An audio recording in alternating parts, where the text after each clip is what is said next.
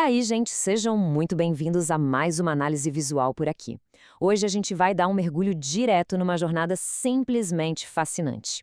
Nós vamos explorar a teologia pesada, mas muito prática, sobre o Espírito Santo, usando como base as obras clássicas de Derek Prince e Paul Yonggi Cho. O mais legal é que esses autores misturam um tom bem realista com algum super místico, sabe? E a forma como eles organizam toda essa informação, nossa, é incrível. Então, a grande pergunta que guia todo o nosso papo de hoje é bem direta. O que é, no fim das contas, o batismo com o Espírito Santo? Nós vamos entender direitinho como esses autores definem esse que, com certeza, é um dos maiores e mais debatidos marcos da vida espiritual.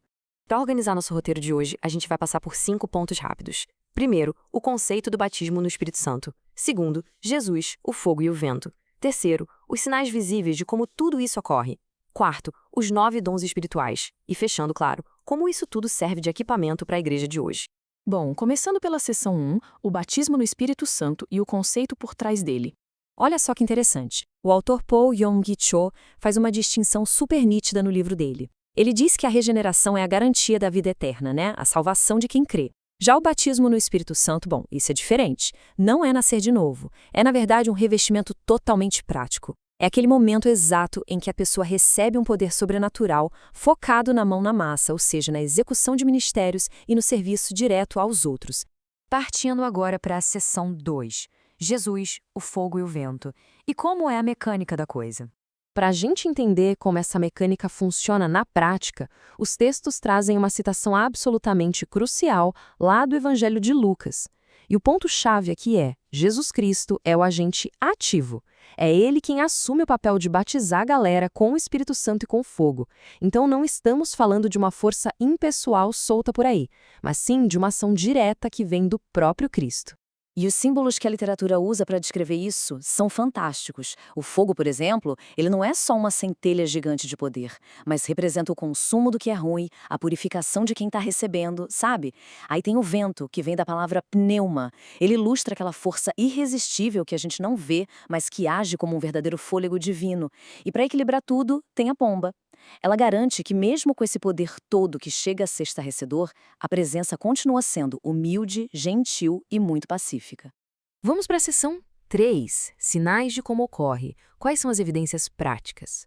Bom, para entender como esse batismo se manifesta no mundo real, físico mesmo, os autores vão direto nos relatos históricos, mais especificamente na progressão que está lá no capítulo 2 do livro de Atos. Tem uma sequência super clara aí. Primeiro, um barulho, o som de um vento muito forte descendo do céu. Segundo, aquela visão de cair o queixo, algo parecido com línguas de fogo pousando sobre o pessoal.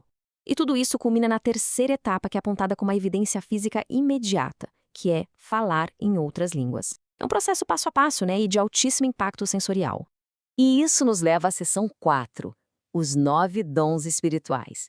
A nossa verdadeira caixa de ferramentas. Aqui, o Derek Prince é genial. Ele não trata esses dons como uma teoria distante, de jeito nenhum. Ele diz que é um equipamento específico, pronto para ser usado. E ele categoriza essas ferramentas de um jeito muito didático, dividindo tudo em 3 grupos. Primeiro, a categoria de revelação. Sabedoria, conhecimento e discernimento. São dons para dar aquela sacada, aquele entendimento que a nossa mente humana jamais alcançaria sozinha. Depois, vem os dons de poder, que são fé, curas e milagres, totalmente focados em resultados dramáticos, naquilo que a gente vê acontecer. E por fim, os dons vocais, línguas, interpretação e profecia, que funcionam através da inspiração que sai pelas próprias cordas vocais humanas. Agora prestem bem atenção nessa metáfora do Prince, porque ela é um divisor de águas para entender o texto. Ele faz muita questão de separar o que é caráter do que é poder. Pensa assim, o fruto do espírito é igual a uma maçã. Ela cresce, amadurece bem devagar lá na árvore com o tempo. Já os dons do Espírito são como enfeites numa árvore de Natal. Eles são colocados lá instantaneamente. São adornos rápidos, ferramentas dadas de graça, e não o prêmio porque alguém teve um bom comportamento. Dá para perceber bem a diferença, né? E isso reforça uma lição muito profunda do material.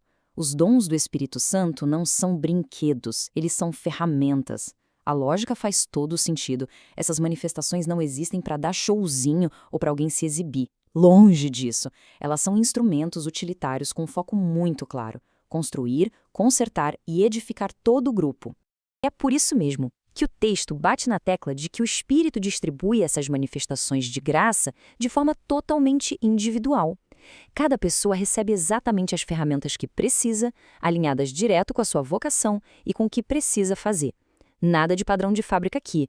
O equipamento é feito sob medida. Chegamos na nossa última parte, seção 5, equipamento para a igreja atual, focando na aplicação prática.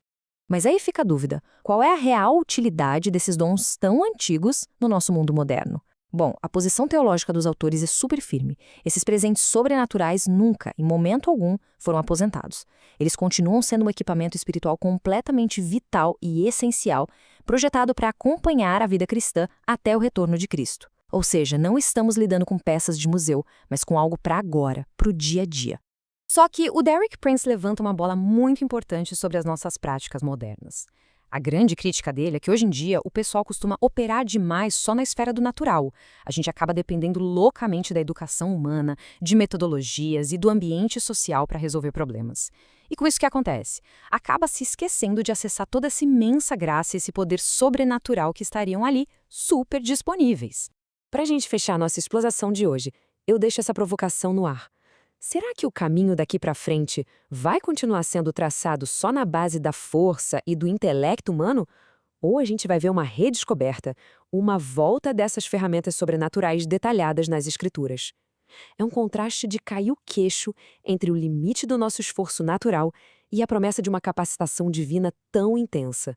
Pensem nisso e muito obrigado por acompanharem mais essa análise com a gente. Até a próxima!